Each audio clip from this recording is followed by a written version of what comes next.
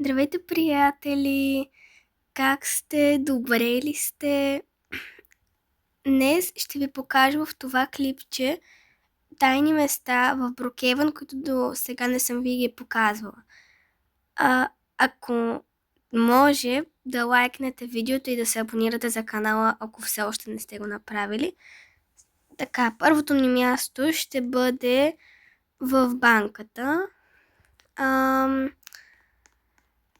Както виждате, тази банка не казвам, че е нова. Ето там, нали, не казвам, че е нова. Но ето тая тука. Вие със сигурност би трябвало да я знаете, защото все пак тя от много отдавна и не би трябвало да не сте я виждали до сега. Сега, както знаете, тук си е сейфа. Чрез тая карта отваряте сейфа на банката.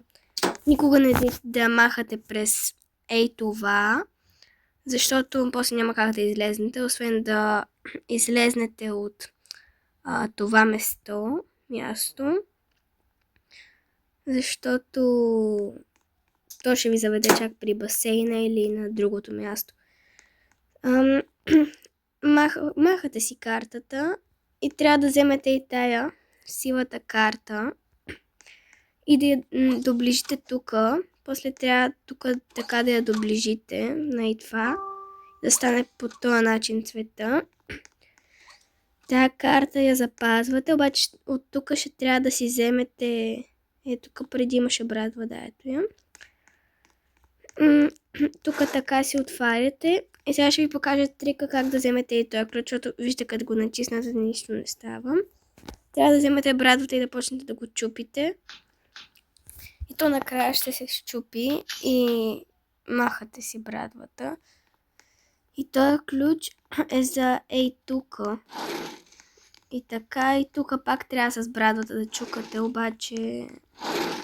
Нали вече ви обясних, така че няма да си хабим времето и направо ще преминем към следващото място.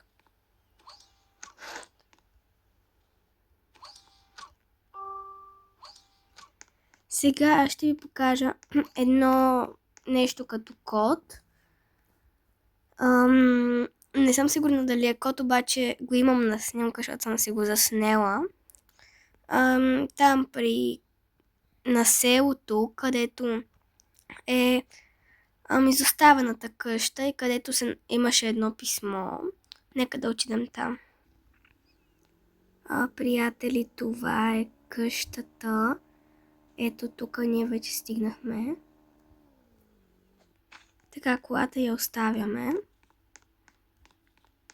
И сега отиваме до къщата. Вие тази къща сте я виждали със сигурност, нали?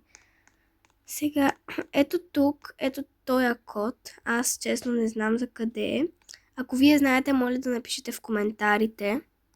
Сега, ето този код. Ще ви го градя в червено. Не знам аз честно за къде, обаче знам, че тук има едно писмо. Дето ако го натиснете, няма да се увеличи ето това писмо. Ако вие знаете за къде са тези работи, моля да пишете в коментарите. И сега следващото място ще е изненада, така че се опитайте да познаете. Приятели, следващото ни място е в Брокейвън аеропорт. Сега тук две места ще ви покажа. Първо тук трябва да вземете тази червена карта. Взимате я и отивате... Отивате и тук горе и трябва да видите едно като асансьорче. После ще ви покажа другото място. Това е по-видимото. Тук... Тук ви е, нали, това, дето се вижда... Ето тук имате си също червена карта. Дори да махнете тази червена карта, пак ще ви се получи на червена карта. Сега като отидете на този долния етаж, направо се скачате. И отивате тук долу. Тая карта я слагате тук и вие за това място, предполагам, не сте знаели, защото аз едва го открих. Чрез този бутон се отваря вратата и ето тази врата се отваря горе. За сега е нощ. И да, следващото място също се опитайте да познаете кое е. Всъщност, приятели, извинете, то не е място. Всъщност пак сме си в аеропорта. Нали знаете, че тук пише не се позволяват такива оръжия. Примерно си взимате едно оръжие, нали, както много хора са показвали, че както сте дори така,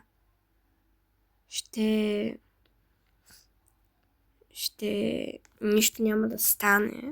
Обаче ако го държите, вижте какво ще стане. То ще почне да гърми. Не точно да гърми. И от тук можете да си вземете билетче, само да видя откъде се... Трябва само да предложите май лична карта. Не знам, що става така. Мисля, че трябва направо да си вземете билета. Да, готово, то така се чекира. И да, и така отивате в самолета. Нали, знаете къде е самолета. Сега ще ви покажа следващото място, което няма да е в аеропорта. Сега, приятели, това е следващото ни място. Надявам се да е тук. Поне се надявам. Не е тук, извинете. И така, приятели, стигнахме до мястото. Сега, тук виждате целия Брукейвън, нали, всичко това. И си избирате просто нещо като един от въртолетите. Аз си избирам този винаги и вижте какво става. Направо можете сами да се местите на където си искате. Много е яко, честно ви казвам. Сега виждате откъде сме минали. Минали сме от тук, нали, така и така. За някой може да не е яко, защото разбирам ги. Аз предпочитам да се приземиме тук, защото колата ни е наблизко. И просто натискате jump. Ей това. Добре, чакайте, че вървим на грешната посока. И просто си падате. Ако играете на Life Together и паднете от високо, просто може би малко настрани ще ходите. То не, че Life Together е лоша игра. Life Together е добра игра. Просто ви казвам как ще паднете. Приятели, следващото ни място е нещо като една пещера. И стигнахме сега да ви покажа мястото. Значи тук с моите приятелки си правихме къща. Виждате колко е хубаво. На мен честно ми харесва. И ще ви покажа тайното място тук, което не е особено много различно. Тук влизате през тая стена. И тук има изход, поне така мисля. Не съм сигурна. Да, има изход. Би трябвало да има изход. Защото ако няма изход, си отиваме. Само ще пробвам нещо. Добре. Ето тук има някакъв мъничък изход.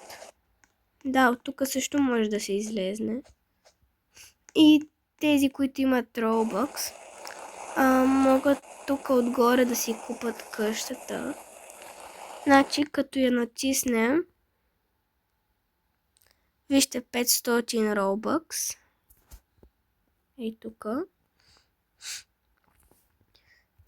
Аз няма да я купувам, защото не ми трябва.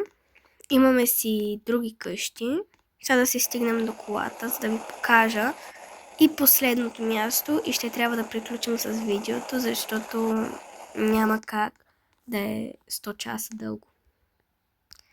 Другото място е пак в една пещера. Така, приятели, това е следващото ни място.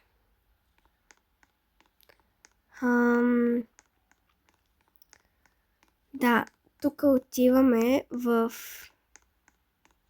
това.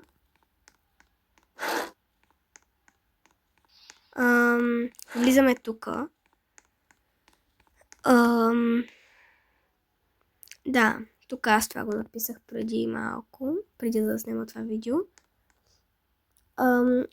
Тук като натиснете и това нещо, ще ви се покаже нещо като код, обаче сега не знам, защо на мен не ми става. Тук изгасите разни лампички и така нататък. Това място е за някаква карта. Тук нещо да светвате и изгасвате и не знам. Не знам.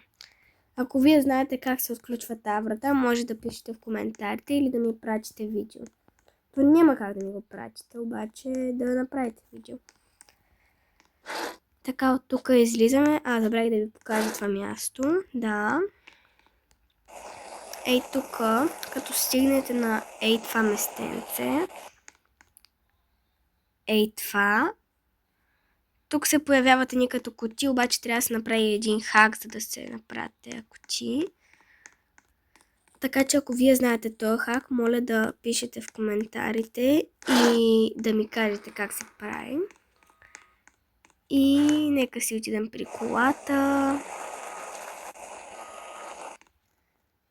И така, приятели, това е от мен. Надявам се да ви е харесало видеото. Моля да лайкнете видеото и да се абонирате за канала. Ако искате, можете да ми гледате всичките видеа. Има още 2 такива дълги видеа с тайни места и такива. Имам и шортс. Надявам се да ги харесате, както и това видео да сте го харесали. Чао на всички! Ще се радвам отново да ви направя видео и вие да го лайкнете и да се сабскрайбнете. Довиждане!